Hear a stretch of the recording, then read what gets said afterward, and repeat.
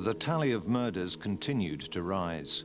Bradford, Huddersfield, Halifax all became hunting grounds for Sutcliffe. Pressure on the police's failure to catch the Ripper grew. They began to cover up the facts. Detective Superintendent John Stainthorpe investigated an attempted murder in Ilkley. That clearly was a Ripper attempt, right from the word go. A ball-peen hammer had been used. And I was told to take charge of the investigation. And when I attended the first press conference, and I was told not to put it down as a Ripper attempt, and I was bound to obey. I did this, of course. I can understand the logic behind the request. They wanted to keep the pressure down. But in doing so, I was conducting an investigation, really with one hand tied behind my back. But the police couldn't keep hiding Ripper cases from the public. April '79, the total reaches double figures. Then George Oldfield thought he'd got a lucky break. The infamous hoax Jack tape fell on his desk. Oldfield was convinced he was listening to the Ripper. I'm Jack.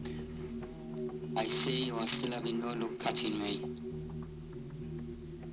I have the greatest respect for you, George, but Lord, the only time they came near catching me was a few months back in Chapeltown. I was surprised when we went down that road of the Geordie accent. I thought it was not the way to go, but nevertheless I was not in charge. Before, we know we've been looking for a man, and there are literally millions, and we didn't know where he came from. But now that we can localise the area, the field is not appreciably, as I'm sure you must agree. We had voice experts, we had psychologists, psychiatrists, you name it, we had them. We had 2 forensic scientists attached to the inquiry for months and months and months. And quite frankly, it was an expensive operation, but didn't take us any further whatsoever. I see you are still having no luck catching me. The tape was played in pubs and clubs, factories and cinemas throughout the region. I was working in a shoe factory in Leeds at the time, before I went to work nights, and they even played it on the tannoy there. Really frightening, it was eerie. And to do what they did, so that everybody could listen to it. It would be forever broadcasted anyhow, nearly every news, it was there. It tormented your head, did that tape.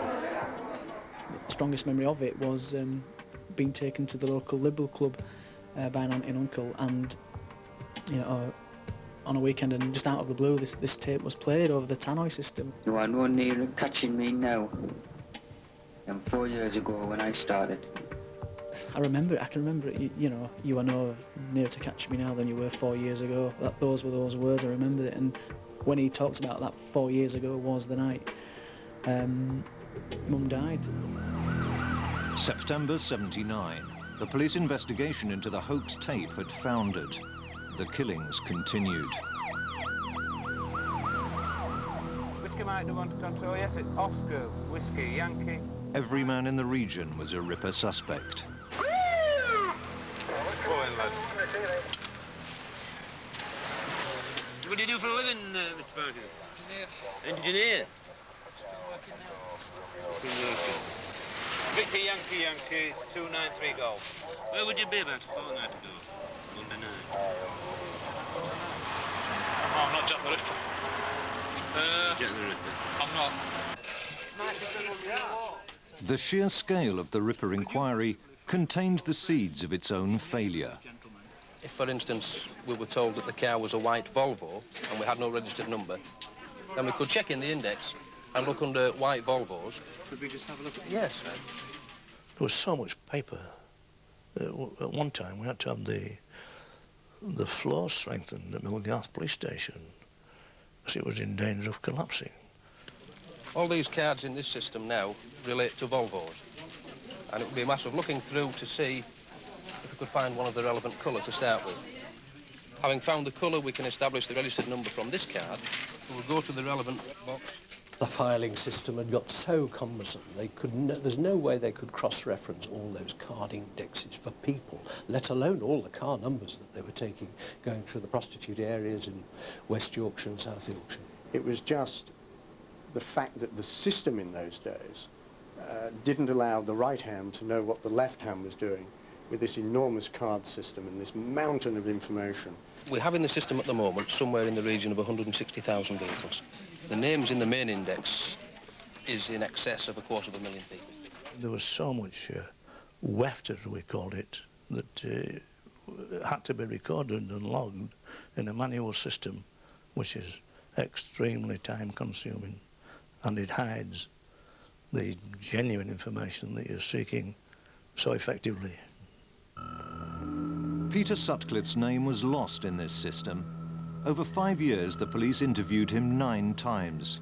He didn't even get near the top 100 suspects. One man was a prime suspect.